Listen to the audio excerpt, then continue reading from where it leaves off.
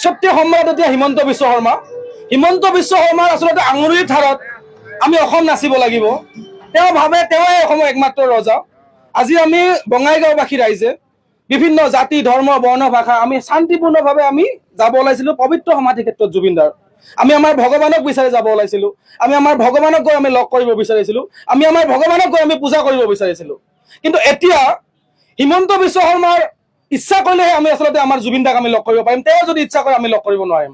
আমি আচলতে পবিত্ৰ অন্তৰেৰে খুব শান্তি শৃংখলাবদ্ধভাৱে আমি আমাৰ জুবিনদাক লগ কৰিবলৈ যাব খুজিছিলোঁ। কিন্তু হিমন্ত বিশ্ব শৰ্মাই আমাক বাধা দিলে, তেওঁৰ প্ৰশাসনে।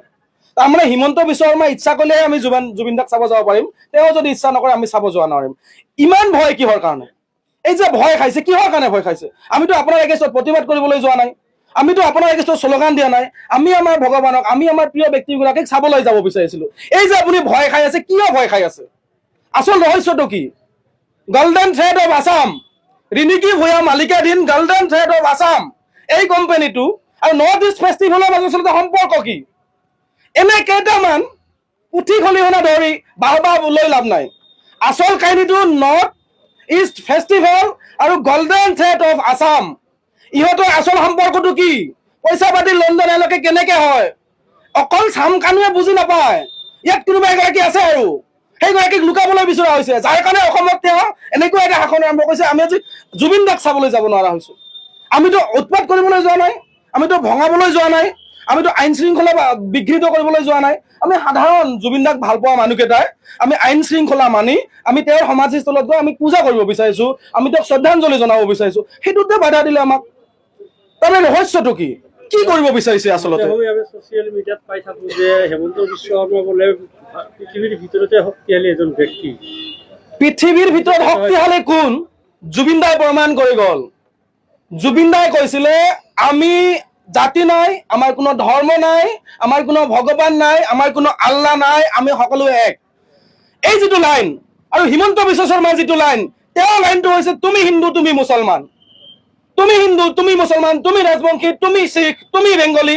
এই যে ভাগ ভাগ কৰা আৰু ৰাজনীতি কৰা, এই দুটা মানুহৰ সম্পূৰ্ণ পৃথক। হিমন্ত বিশ্ব শৰ্মাৰ লাইনটো হৈছে তুমি মুছলমান মই হিন্দু, মই হিন্দু তই মুছলমান। আৰু জুবিনদাৰ লাইনটো হৈছে, জুবিনদাৰ যিটো মহান বাণী যে আমাৰ কোনো জাতি নাই, আমাৰ কোনো ধৰ্ম নাই, আমাৰ কোনো ভগৱান নাই, আমাৰ কোনো আল্লাহ নাই, আমি সকলোৱে এক। এইটোতে আচলতে ভয় খাইছে। 26ৰ নিৰ্বাচনৰ আগে আগে তেওঁ হিন্দু মুছলমানৰ মাজত কাজিয়া লগাব খুজিছিলে, কিন্তু জুবিনদাই কৈ গৈছিলে আমাক যে আমি সকলোৱে এক, আমাৰ কোনো জাতি নাই, আমাৰ কোনো ধৰ্ম নাই, আমি সকলোৱে এক। আৰু এই যে আমি এক হৈ আছো যে এইটোতে আচলতে তেওঁ ভয় খাইছে। আৰু আচল কাহিনীটো হৈছে গল্ডেন থ্ৰেড অফ আছাম, এই যিটো কোম্পানী আৰু নৰ্থ ইষ্ট ফেষ্টিভেলৰ মাজত ৰহস্যটো কি?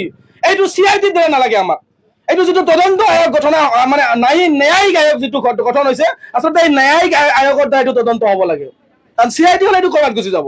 ন্যায়িক আয়োগে প্ৰথম তদন্ত কৰক golden thread of Assam Riniki ভূঞাৰ আৰু নৰ্থ ইষ্ট ফেষ্টিভেলৰ মাজত সম্পৰ্কটো কি, এইটো আমাক লাগে।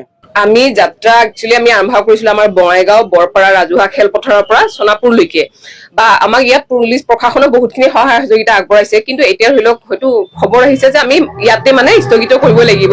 কিন্তু স্থগিত কৰিলেও মানে আমি ইয়াতে এতিয়া জুবিনদাক শ্ৰদ্ধাঞ্জলি, একচুৱেলি আমি জুবিনদাক শ্ৰদ্ধাঞ্জলি দিবৰ কাৰণে আমি ওলাই আহিছিলো। এইটোৱেই কথা। এতিয়া ইয়াতে শ্ৰদ্ধাঞ্জলি